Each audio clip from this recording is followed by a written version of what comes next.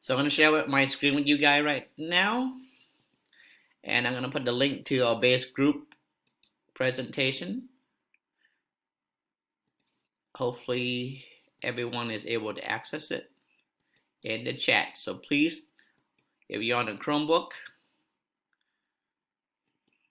please see if you can open up this presentation. I'm going to try myself. You need to be able to access it and interact with it. So please go ahead and take a minute to do that.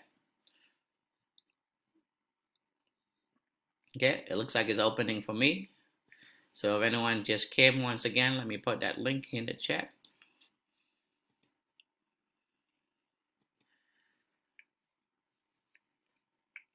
And as you guys open that up, I will quickly review the main topic from the notes and then we'll move on to our group discussion. So in a little bit later today, when you guys have a breakout session, you're gonna join the base group. Here's your name and the link to the base group that you have. Group number 1 through 4 will be doing the odd question in the slide, aka the stuff that was in your note. That's why I noted to a lot of you, make sure you answer the question because the thinking skill is more important than anything else. So in my tradition, the ancestor would teach us things through story and then expect us to actually carry it out and learn, whether to learn to trap some fish for survival or to learn how to plant rice and things like that. So if you don't take action to process the information, it's like hearing a story and you do nothing to it. It is, I have to say this, is borderline insulting or a waste of all the effort that I, as well as other people, have put into the process for you guys. So I don't take it personal, but as I said, I hope you process it. And then the other group, the even group, the 2, 4, and 6 will be doing the question 5 through 8. I color coordinated as purple and gold just for the Viking, football season starting out. So once again, the question are here. Question 1 through 4 is purple.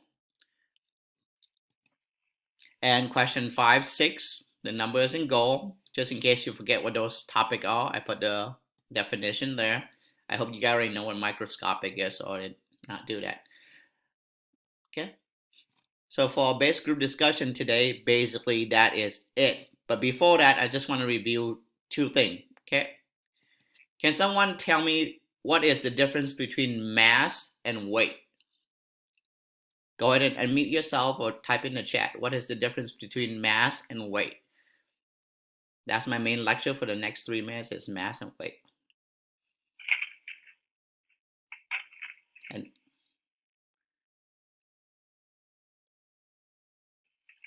if nobody else is going to say it, I will. Oh, go ahead. Never mind. Mass is universal constant. Okay. Partial in modification. So once again, I'm giving feedback. So don't ever get upset about me giving you feedback.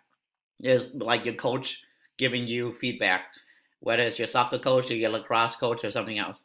Mass is the material in an object. So here's my cell phone. The material is not going to change no matter where I go. I can take this to the moon, next to the sun. The material, the atoms and the molecule will not change. However, if I go to a different planet, like some of you noted on the side, okay, it will change because the gravity change.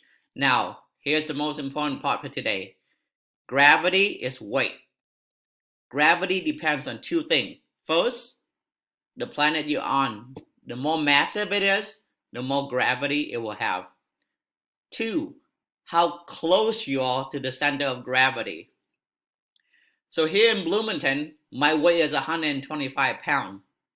Pretend exactly 125 pounds. If I go to Death Valley in the Middle East, where it's negative 1,000 feet or so, I'm closer to the center of gravity. My weight might be 125.1 pound. I'm going to have a little bit more weight. If I go into an airplane, I'm higher off the ground. My weight might be 124.8 pounds. Because I am farther away from the core of the earth, my weight is going to vary. People tell me, who cares about this stuff? Mr. Wu, do you honestly believe that what you teach is important? The answer is yes. I'll tell you guys a short story. Several years ago, when I was starting out to teach at Kennedy, there was a major drought in a part of Africa and the Middle East, but a couple countries in Africa got hit the hardest because they didn't have the drilling technology to get to water just slightly below the surface. NASA and another private oil organization use gravity to scan for gravitational change on the surface of the earth. As I said, gravity depends on mass. So rocks and soil are very dense, right? What is less dense than rock and soil that can lie below the surface of the ground? There's only two things: a big pocket of oil, money, or water, which is desperately needed. So when they were able to do that, they were able to find a water reservoir underneath the ground over 1,000 feet below. Now, obviously, for an ordinary person digging a hole 1,000 feet, that's impossible. But for oil company, that's pretty normal for us. So just like Julie said, the water there is equal to over 1 million swimming pool. When you're desperate for thirst and your goat, your sheep is dying, over 1 million swimming pool equal 38 years of water supply. So understanding how gravity works is a big deal. I used to work for an oil company, by the way. That's actually one of the process we use to detect area for possible oil pocket. And you guys know oil equal gasoline equal diesel. If you see how many cars and trucks are on the road in America and ships fruits and vegetables, clothing, electronics, is a big deal. So that's just a big summary between weight and mass. Mass does not change no matter your location. Someone says a universal constant. That's actually the speed of light, okay? But it doesn't change. That means it changes little to none no matter where you go in the universe. And then weight can fluctuate a lot. On Earth, I can weigh 125 pounds. On the moon is only about 1.2% the mass of the Earth. I weigh about 25 pounds. On Mars, which is 1/10 the mass of the Earth, but because it has a smaller diameter or radius, I weigh about 50 pounds. So my weight can vary quite a bit. So quick question, where is Mr. Wu gonna weigh the most, okay? 1, in B-Town, Bloomington. 2, in Denver, Mile High City, because it's 5,280 feet, which is 1 mile. Or C, or actually 3, in Death Valley, California, where it's below the surface of the ocean by a couple hundred feet. Where is Mr. Wu gonna weigh the most? You gotta go ahead and type in the chat on the side. 1, in Bloomington. 2, in Denver, in the mountain. And 3, in Death Valley, in California. No judgment. Okay, all of you are putting down the correct answer. And the reason is, can someone tell me why the reason Death Valley would be the most weight? There's more gravity. There's more gravity because I am, thank you, Toby, I am closer to the core of the earth, right? So you guys had the answer already? Just make sure you know why. As human, we always should know why we do something. A lot of native culture always try to teach why along with the knowledge. So for example, I have a couple minutes left. Let me tell you a story related to logic, traditional culture. A lot of people tell their kids in the Middle East not to be like the Dead Sea in terms of personality or behavior. Anyone want to guess why they would tell the kid not to be like the Dead Sea in the Middle East? Make a hypothesis. I'm teaching you the lesson for next week, or actually the next lesson we have is hypothesis and observation. Why not be like the Dead Sea? Why would someone tell their kids that? Salty? Well, I'm pretty salty. Aaron. Anyone else? Don't be shy. No judgment.